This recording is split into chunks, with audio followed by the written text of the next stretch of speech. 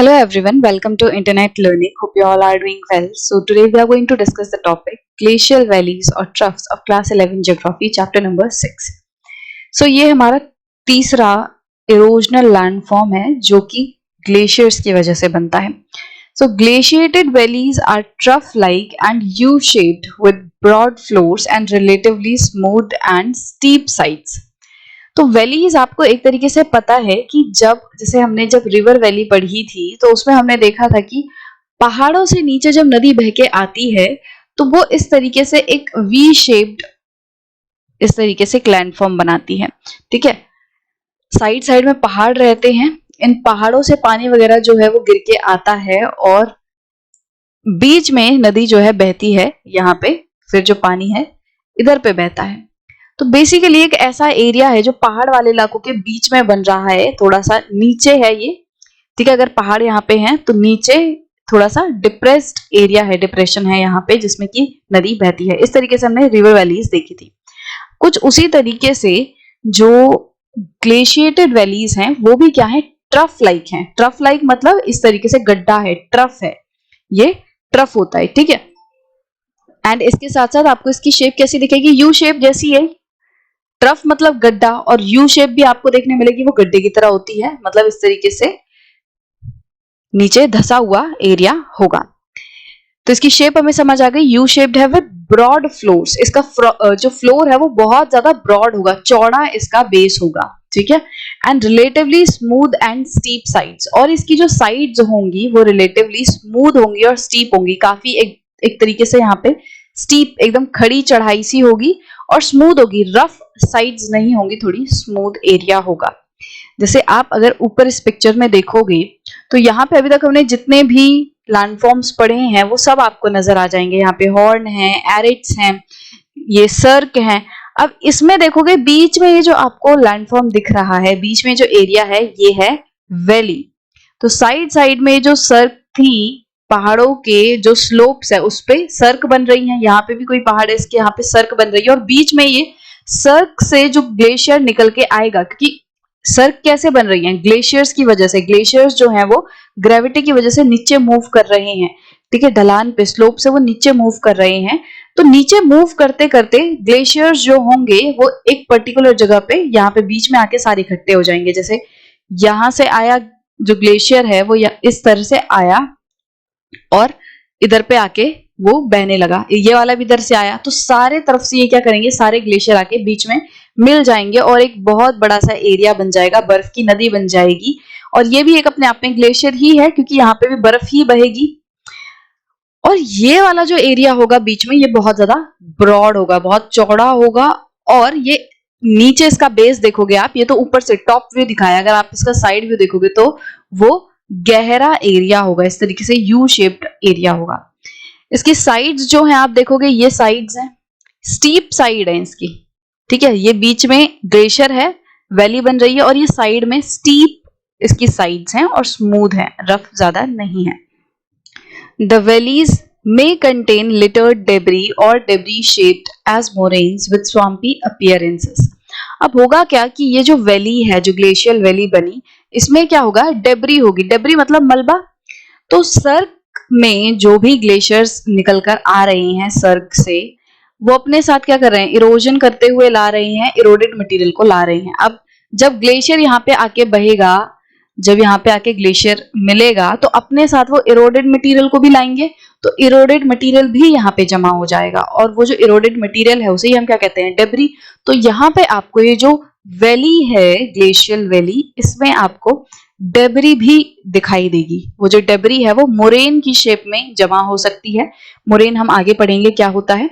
तो मतलब कि ये जो डेब्री है वो जमा हो जाएगी और स्वाम्पी अपीयरेंस आएगा, ऐसे थोड़ा गीला सा इलाका रहेगा, कीचड़ जैसा पूरा लगेगा, क्योंकि जो मलबा है, जो भी मटेरियल इरोड होके आया है अब वो यहाँ पे जमा हो गया है, तो पूरा मतलब ऐसा एरिया लगेगा जो बहुत ही गीला गीला सा है, कीचड़ जैसा है, दलदल टाइप रहेगा थोड़ा सा. ठीक है, there may be lakes gouged out of rocky floor और formed by debris within the valleys. अब ये हो सकता है कि यहाँ पे जब ये जो वैली बनी है, ये वैली भी किस लिए बनी है, ग्लेशियर की वजह से बनी है. ये ग्लेशियर भी धीरे धीरे करके आगे बढ़ रहा है, ये वाला ग्लेशियर भी क्या कर रहा है, धीरे धीरे करके आगे की तरफ बढ़ रहा है। जैसे इसको अगर मैं आपको साइड से बना के दिखाऊं तो अब ये जैसे यहां से सर्क वगैरह थी, ये पहाड़ है, इधर पे सर्क बनेंगे तो इस तरीके से कर्व्ड एरिया रहेगा। यहाँ पे भी एक कर्व्ड एरिया मान लो।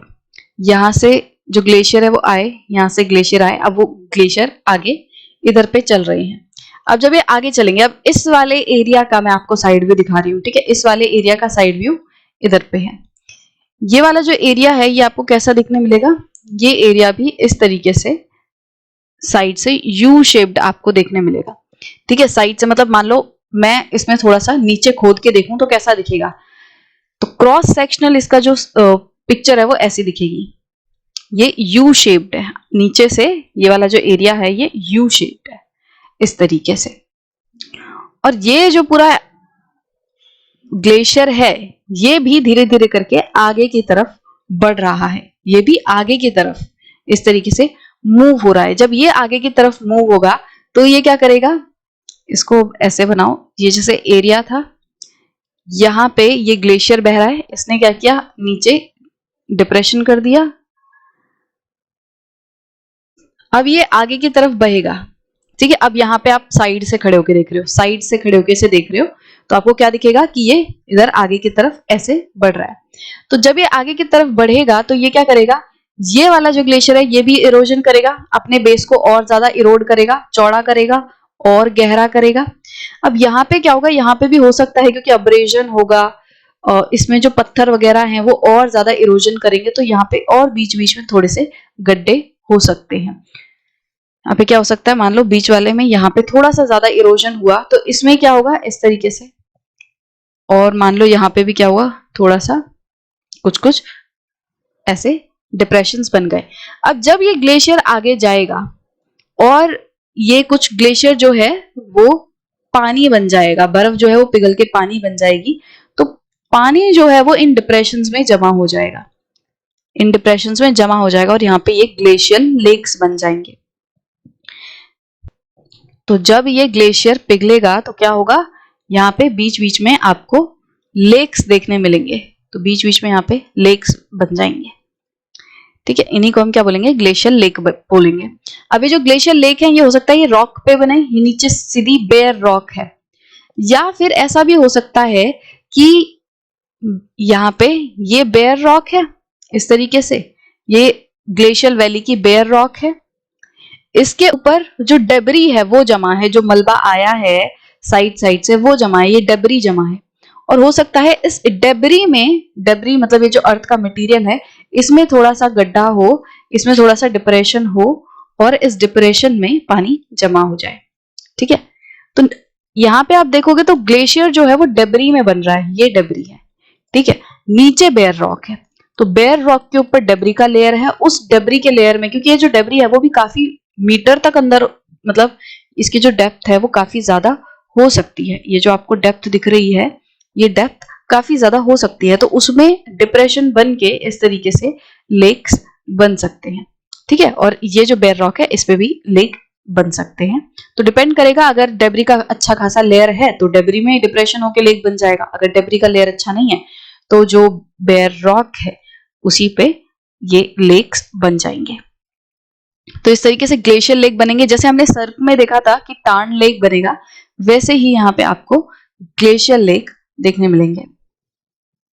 There can be hanging valleys at an elevation on one or both sides of the main glacier valley. यहाँ पे आपको ये जो मेन ग्लेशियर वैली दिख रही है बीच में, ये क्या है, ये है मेन ग्लेशियर वैली।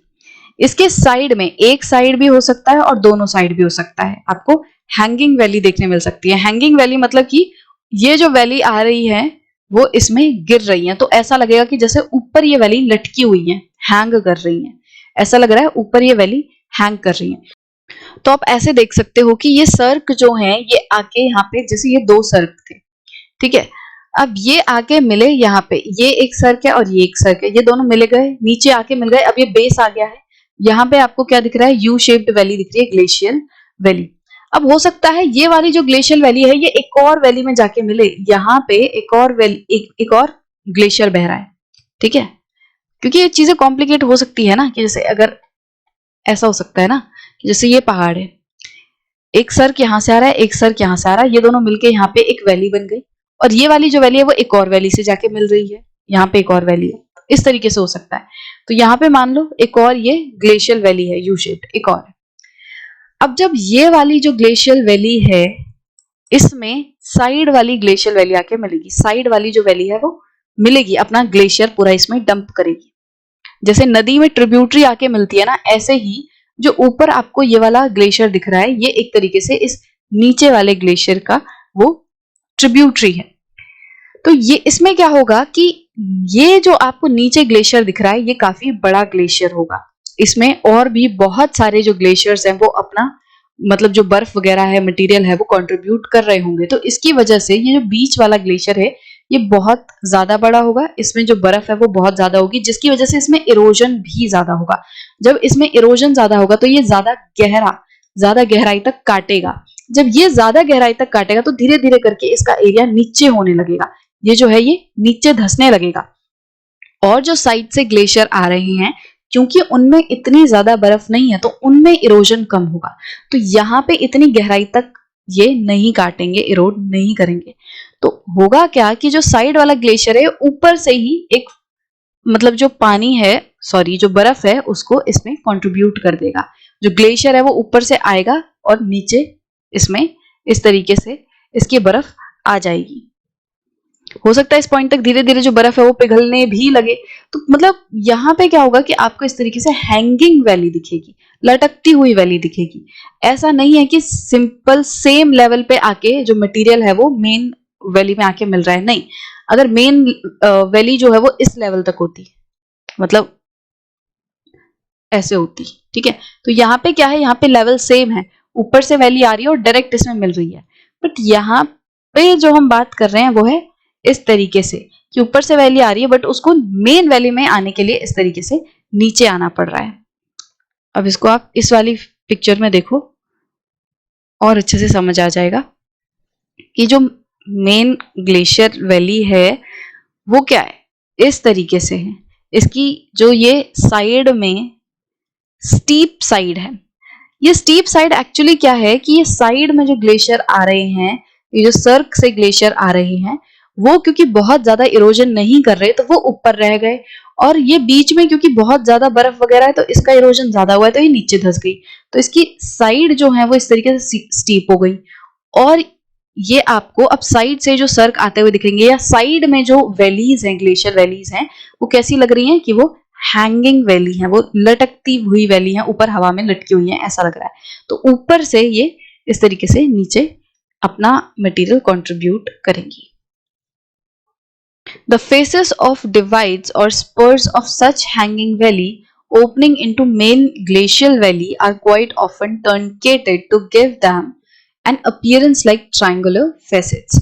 होगा क्या कि जब ये हैंगिंग वैली इसमें मिलेंगी, जब ये हैंगिंग वैली इसमें आके मिल रही है, तो आप एक चीज नोटिस करोगे कि यहाँ पे ये वाली जो ग्लेशियर है, ये वाला ग्लेशियर इधर पे आके मिल रहा है और ये वाला ग्लेशियर यहाँ पे आके मिल रहा है। तो इन दो ग्लेशियर्स के बीच में आपको एक डिवाइड देखने मिल रहा है। तो यहाँ पे ये डिवाइड देखोगे इस तरीके से उठा हुआ एरिया रहेगा, ठीक है, थोड़ा सा उठा हुआ एरिया रहेगा। तो ये धीरे धीरे करके एरिट्स बन जाएंगे, है ना। अब ये उठा हुआ एरिया है, इसको अगर आप साइड से देखोगे तो क्या दिख रहा है, ये इसको साइड से देखोगे तो ट्रायंगुलर शेप आपको इनके फेसेस दिख रहे हैं, ट्रायंगुलर शेप इस तरीके से दिख रहा है। तो बीच से इरोड होते जा रहा है, बीच से इरोजन हो रहा है। साइड में जो इनके डिवाइड्स हैं ये क्या हो रहे हैं, इस तरीके से उठ रहे हैं, क्योंकि वो डिवाइड और तीखे होते जा रहे हैं। जैसे हमने सेरेटेड रिज या एरिट्स पढ़ा था, तो उसमें क्या है कि अगर साइड साइड से यहाँ पे इरोजन होता जाएगा तो बीच में ये जो डिवाइड है इनका, ये बहुत तीखा होता जाएगा, ये और ज्यादा पतला होता जाएगा। अब जब पतला और तीखा होगा इस तरीके से, तो ये एक ट्रायंगुलर शेप ले लेगा। तो साइड से देखने में यहाँ पे आपको ट्रायंगुलर शेप्ड इनके फेसेस दिखेंगे। Very deep glacial troughs filled with sea water and making up shorelines in high latitudes are called fjords। So, अभी तक हम जो ग्लेशियल वैलीज की मेन बात कर रहे थे वो एक तरीके से पहाड़ वाले इलाके की बात कर रहे थे। इस तरीके की जो ग्लेशियल वैलीज हैं वो आपको प्लेन एरियाज में भी देखने मिल सकती हैं, या फिर जो सी के पास वाला एरिया है वहां पे भी आपको ग्लेशियल वैलीज देखने मिल सकती हैं। तो जो फ्योर्ड्स है वो बेसिकली कैसे इलाके में बनते हैं? सबसे पहले तो जो हाई लैटिट्यूड्स हैं, हाई लैटिट्यूड्स मतलब कि जो पोलर रीजन है, जो पोलर रीजन है वहां पे जो इलाके हैं वहां पे जो ग्लेशियर्स वगैरह बनेंगे जो समुद्र के पास हैं, वहां पे आपको एक लैंडफॉर्म देखने मिलेगा जो कि होगा फ्योर्ड्स। ये बनेगा कैसे? ये इस तरीके से बनेगा। तो हाई लैटिट्यूड में क्या देखने मिलेगा? मान लो ये पहाड़ है, ठीक है, वहां पे भी इस तरीके से बर्फ के बड़े बड़े पहाड़ हैं।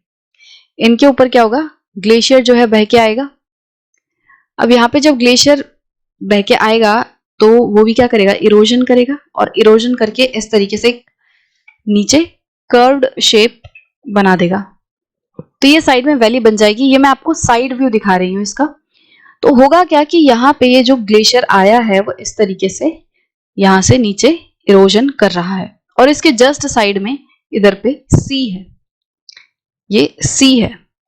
अब धीरे धीरे करके क्या होगा कि ये जो ग्लेशियर है ये तो आगे बढ़ता जाएगा, इसकी जो आइसबर्ग्स हैं वो टूट टूट के गिरती रहेंगी।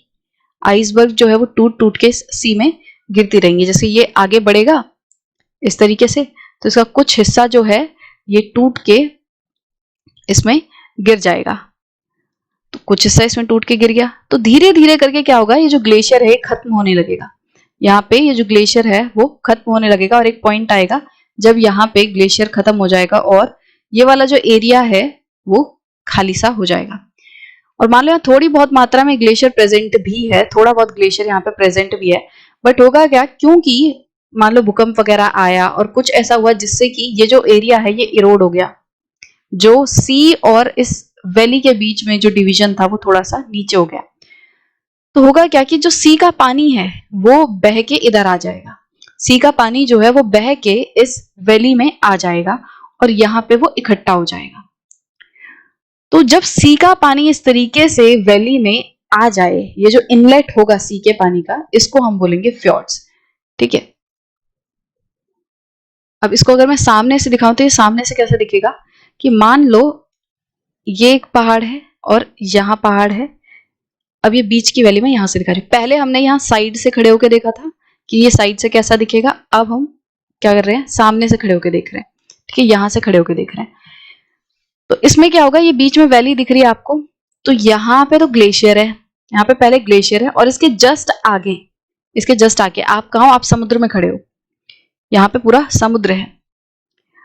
अब धीरे धीरे करके ये जो ग्लेशियर है ये आगे की तरफ आएगा।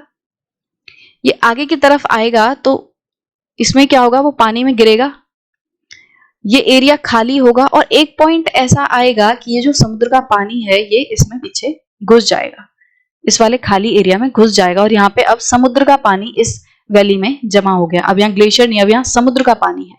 तो इस पूरे लैंडफॉर्म को हम क्या बोलेंगे? फ्योर्ड्स। ठीक है, तो आई होप कि अब आपको फ्योर्ड्स जो है वो क्लियर होंगे कि किस तरीके से बनेंगे। ये हाई लैटिट्यूड पे बनते हैं जहां पे, और आपको समुद्र का पानी जहां देखने मिलेगा, समुद्र के पास आपको ये दिखेंगे। अब यहाँ पे क्वेश्चन दिया हुआ है, what is the basic difference between glacial valleys and river valleys. तो वैसे तो दोनों ही वैलीज है, बट डिफरेंस क्या है? तो सबसे पहला तो यही डिफरेंस है कि जो ग्लेशियल वैलीज हैं वो कैसे बन रही है, वो ग्लेशियल की इरोजनल एक्टिविटी की वजह से बन रही है। बट ग्लेशियर में कैसी इरोजनल एक्टिविटी हो रही है? ग्लेशियर में क्या हो रहा है? अब्रेजन एंड प्लकिंग हो रही है। जो ग्लेशियर है वो क्या कर रहा है? ये ग्लेशियर के साथ पहले ग्लेशियर ने कुछ पत्थर वगैरह को निकाला, एंगुलर पत्थर जो हमने पहले डिस्कस किए थे। अब ये जो पत्थर है ये और ज्यादा इरोजन करेंगे, प्लक करेंगे और मटेरियल को तोड़ेंगे, निकालेंगे। तो ग्लेशियर में इस तरीके से अब्रेजन एंड प्लकिंग से इरोजन हो रहा है।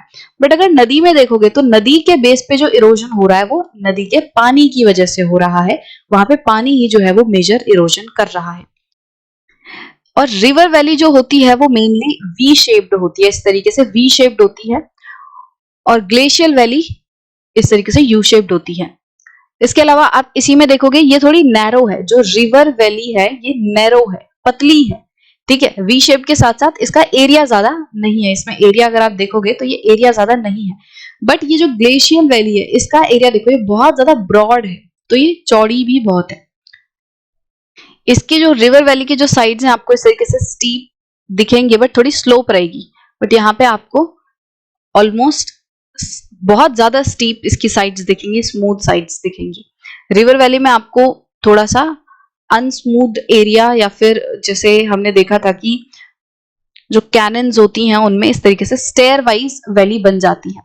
बट यहाँ पे आप देखोगे तो ज्यादातर स्मूथ साइड में आपको ये वॉल्स दिखाई देंगी। तो ये इनके बेसिक से डिफरेंस थे दोनों में। बट आई होप कि अब आपको ग्लेशियल वैलीज, ट्रफ्स ये जो है अच्छे से समझ आ गया होगा, और इसके साथ जो फ्यॉर्ड वगैरह है वो भी क्लियर होगा।